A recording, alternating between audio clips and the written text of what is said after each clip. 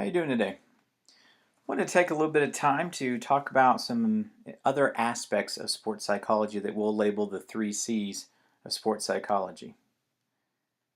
These fundamental aspects of sports psychology include things such as coping skills, causal attribution, confidence. And what's really kind of interesting is that if we're using causal attribution theory as a starting point, and this comes out of just general psychology and is very important to sports psychology, it's it's the view that people strive to understand, explain, and even predict certain things, such as athletic performance. Some of the basics of causal attribution theory are just as listed below. It's based upon individual cognition and how people think, and people tend to make common sense explanations, justifications, or rationalizations for their behavior. For athletes and employees, this is important because they're constantly assessing their performance. It's about trying to understand why someone wins or loses, why they succeed or why they fail, and then ultimately the reasons or the justifications that are attributed to these specific causes, which is the reasons called causal attribution theory. The whole idea of what do we attribute the cause of this success or for failure to. These reasons or attributions that athletes or employees use to explain their performance really does speak a lot about who they are, their intrinsic motivation, and an overall sense of how they understand their ability. Individuals tend to posit reasons for success or failure. That is, individuals tend to give reasons for why we're going to be successful or why we're going to fail. And what we do know is that this is going to impact in a positive or negative way future performance of that particular action. There are some key concepts associated with causal attribution theory, and one of them is called the locus. Maybe you've heard about it in terms of locus of control, but it's really just talking about the location of the cause for success or failure. Was it internal? Was the failure because of something internal to and from me, or was it external, something as part of the social or the physical environment? What we do know is that the locus is oftentimes associated or related to self-esteem of the individual, how they feel about themselves. So, for example, if athletic success is attributed to internal factors, then success leads to pride and increased motivation. So if the success is a result of my personal work ethic and my commitment and focus, things like that, then I'm going to feel pride about what it is that I've accomplished, and that tends to be more of a motivating factor down the line. Failure tends to diminish self-esteem, so you can start to see the relationship between self-esteem and then the locus. Stability is the likelihood that this cause stays the same in the future or can be altered. Do you have, basically, is it stable? Do you have the ability to change or alter what happens in the future? And this is based upon those expectations that we have of being successful or failing in the future. If I feel like I can never kick the ball on a penalty shot in the game of soccer and I'm never going to be able to beat the goalie, then and I feel like that's just simply because something out there does not allow me to do that. I'm not going to be successful, then the chances of me being successful in that moment are going to be greatly diminished. But let's put this in a sport organizational business context. If an employee attributes their failure to sell season tickets to the local economy, then they probably will expect to sell very few season tickets in the future. And as we know, that can become a self-fulfilling prophecy. So if you're in a community that doesn't have a lot of money, people know that. They assume I'm not going to be able to sell a lot of tickets, and maybe that decreases their motivation. Or maybe they subconsciously take that information into their cognitive processes, and they're not able, they sort of self-handicap, and they're not able to be successful moving forward. Controllability is another key concept within causal attribution theory. And it's about whether or not an individual can literally control the cause. This is going to be related to things such as ambitions. If we feel responsible for our failures, then we're going to feel guilt. Conversely, if we feel responsible for being successful, as compared to attributing it to someone else or something else, then we're going to be extremely prideful. Failing at something that we can't control may lead us down this negative path of being angry or ashamed. Think about missing a game-winning field goal in a football game, maybe a playoff game, and the wind actually blows the ball as you kick it.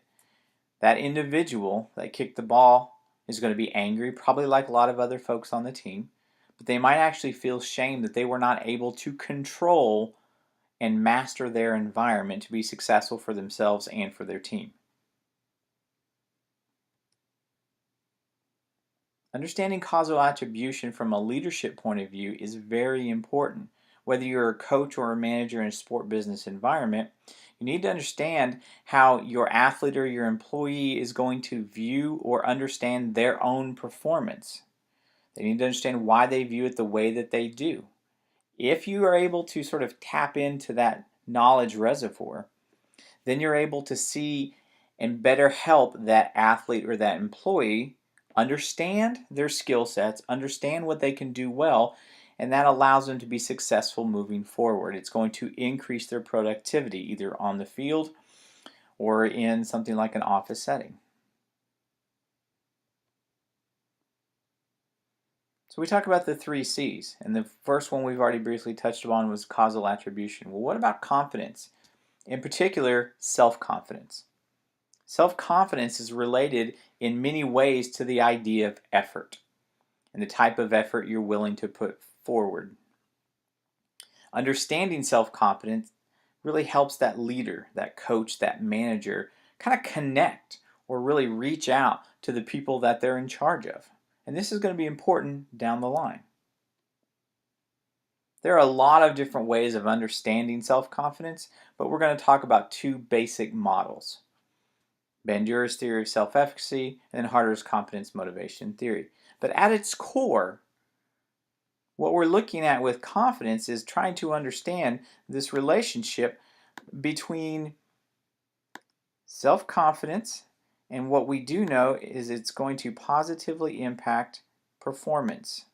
Now, what kind of performance? Maybe this is athletic performance. Maybe this is business performance in a sport organizational setting. Maybe this is increased performance in terms of working out or sticking to a workout regimen. There's a lot of different ways that self-confidence can be applied to a personal training scenario, a coach-athlete scenario, or the sport organizational kind of business scenario. Bandura's theory of self-efficacy relates to this whole idea of self-confidence. And self-efficacy, we've briefly touched on it before, but I really want to take some time and focus on it. Self-efficacy can be defined as the belief in yourself to organize and complete tasks that we design and decide are important. Okay? What this is going to provide us is self-confidence in regards to a specific context. In the world of sports, we often talk about sport-specific confidence. And that tends to come from the belief that I can do what I need to do to be successful in the realm of playing football or in the realm of playing softball or volleyball, whatever it is that I'm a part of. There are 4 elements, sort of foundational elements of developing and maintaining a high level of self-efficacy. 1 is previous successful performance. If I made a free throw in the past, then I might have a better chance of believing that I can replicate that type of success. Success breeds success. All right, it's going to breed not just self-confidence, but especially with regards to what Albert Bandura is talking about, this belief or this understanding of self-efficacy. Another important component is vicarious experience. And this goes back to role modeling, imitating others. And this is trying to develop successful winning habits. If you've heard of Coach talk about having winning habits and developing a hard or a very strong work ethic, that's what vicarious experience is about. It's learning what you need to learn to be successful, not just in terms of those small skills, but also in terms of the overall experience within athletics. Another important component, especially from the leadership point of view, might be this idea of verbal persuasion, talking to people. Self-talk is when you try to cope and motivate yourself, and we'll talk more about it at the end of this particular lecture. Many of you have probably heard, if you've been an athlete and you probably had a coach that was employing the positive coaching sandwich, or perhaps you are one now. And it's very, very simple, isn't it? It's you have a positive comment about the individual. You then insert what they need to do to get better, and then you follow that up with another positive comment about that individual or that effort. That's the positive coaching sandwich. That's a great example of verbal persuasion. And then finally, emotional arousal. And basically, this is about grabbing the individual's attention, making sure that they want to learn, they want to get better, they want to keep striving and pushing the envelope in terms of their own personal growth and performance. Now, another way of looking at and understanding self-confidence is through Harder's competence motivation theory. And it says, in order to satisfy this urge to be competent, we try to master a particular skill or skill set. You've probably heard of the 10,000 hour rule. Basically, it says you need to spend about 10,000 hours doing something before you can fully master it and consider yourself an expert. Now, that's more of a rule of thumb. You don't necessarily need to walk around with and tally the number of hours that you're involved with a particular task or skill or sport. But the idea is that you want to try and master whatever it is that you're involved with. If you do that, then you tend to feel more competent.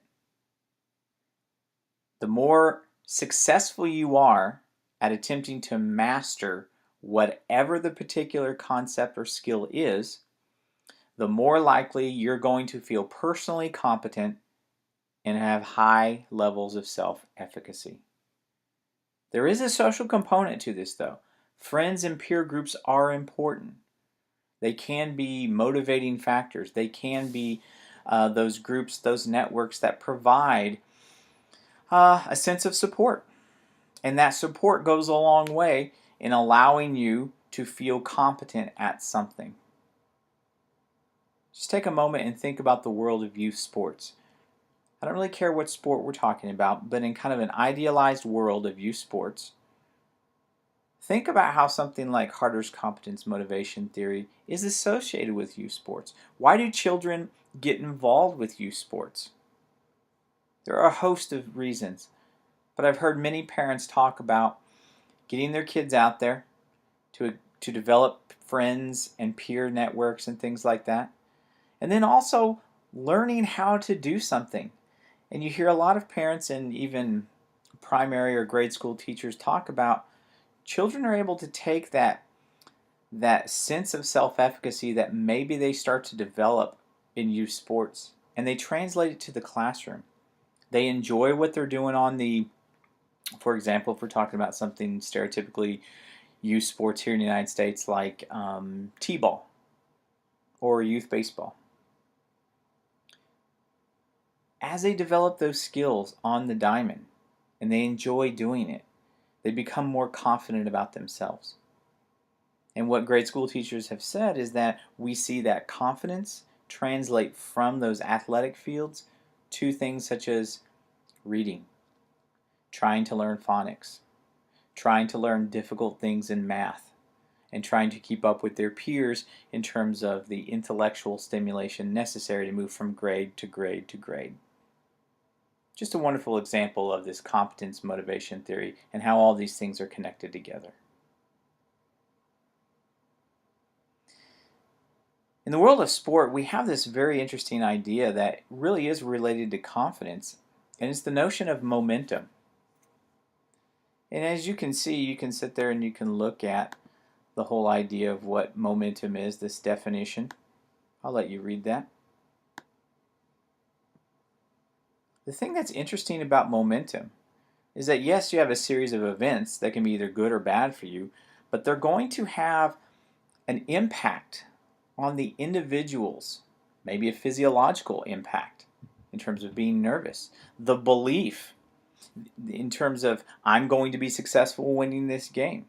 All this comes from this idea of a series of events that work together in your favor or against you.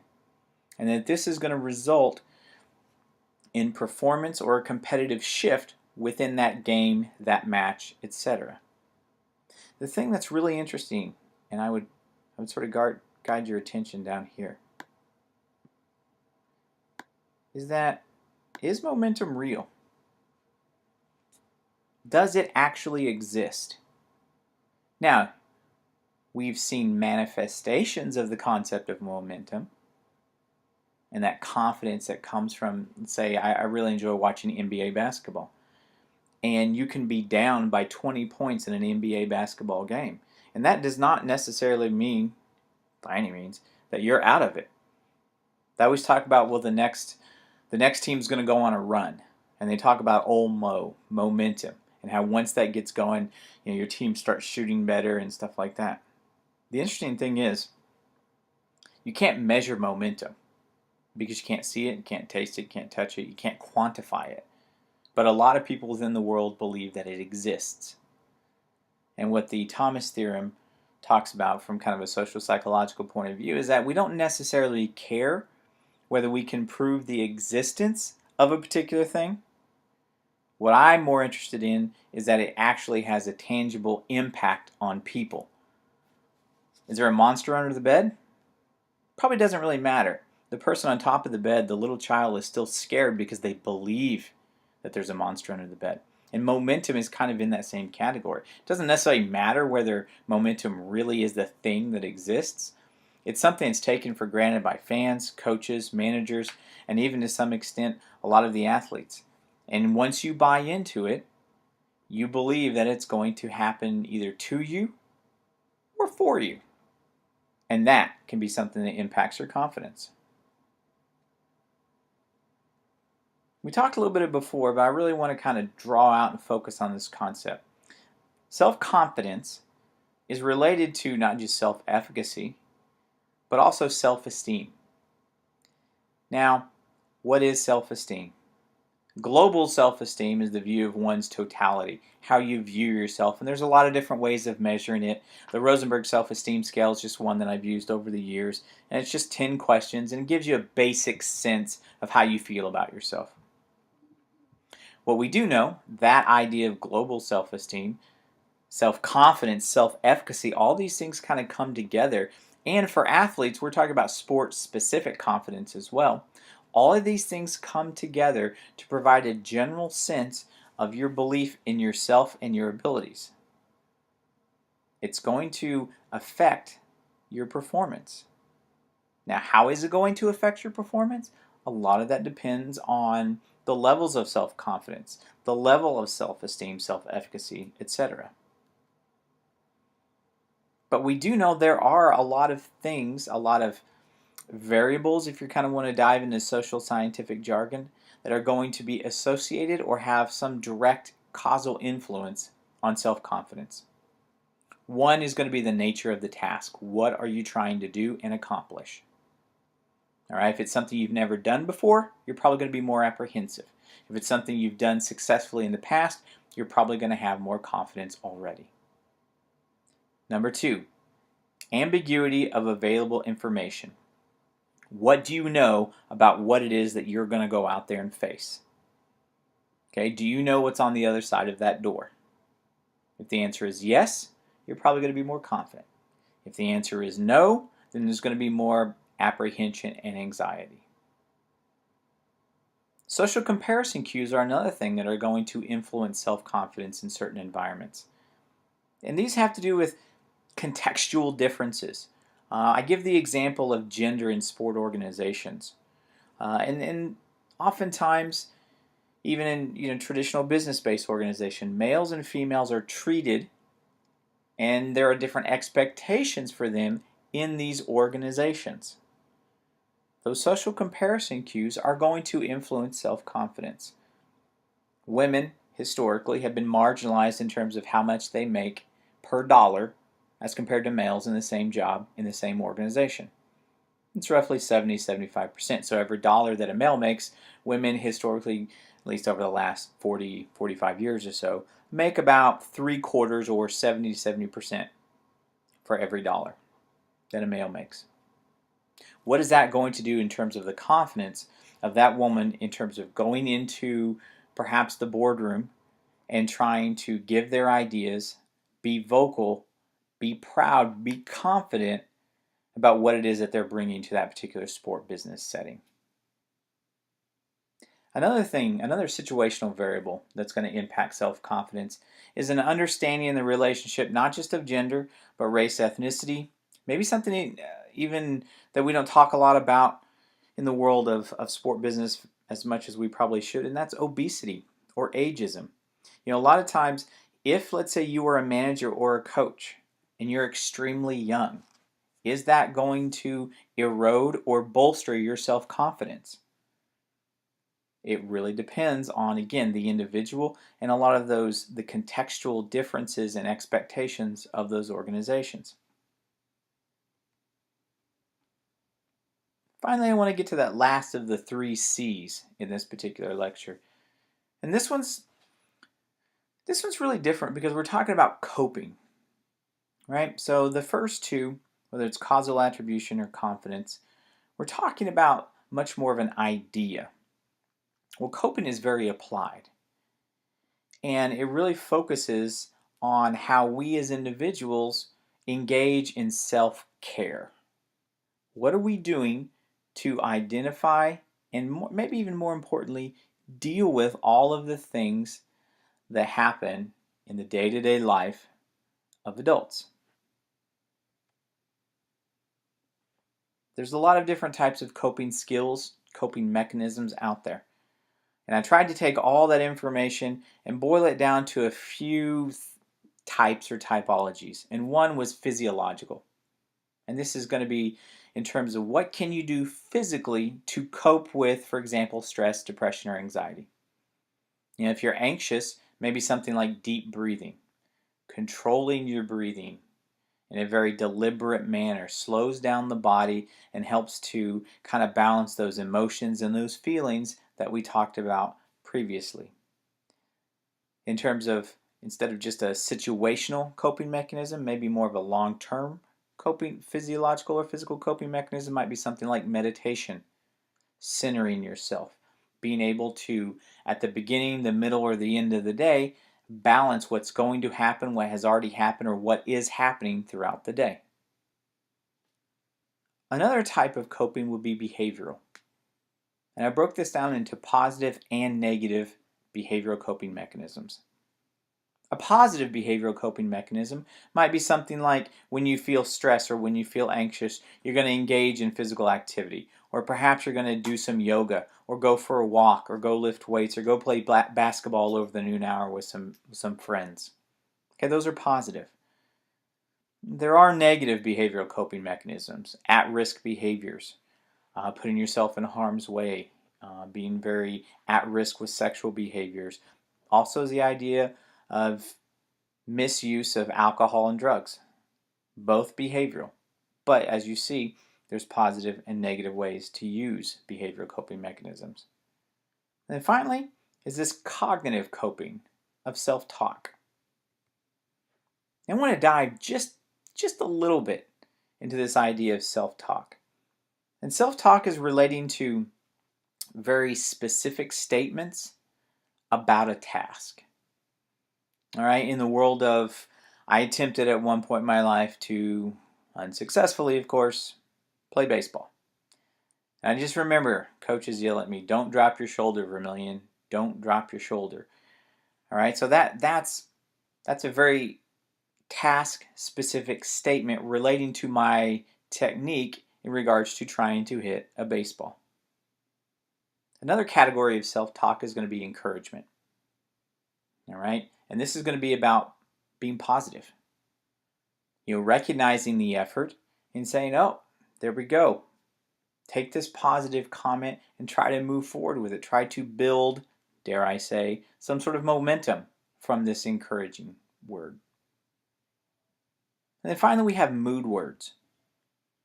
And mood words are sort of vague, amorphous things that maybe a word or two or a small phrase that kind of relates to perhaps a task specific statement.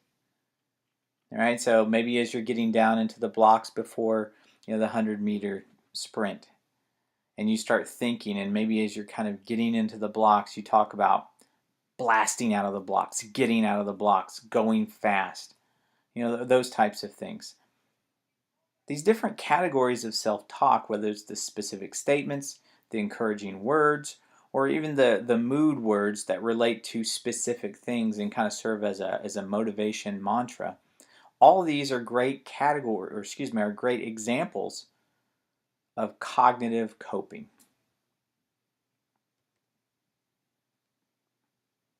We talked a lot about the causal attribution, confidence, especially self-confidence, different forms of coping, and I've thrown a lot of information at you in a relatively short amount of time.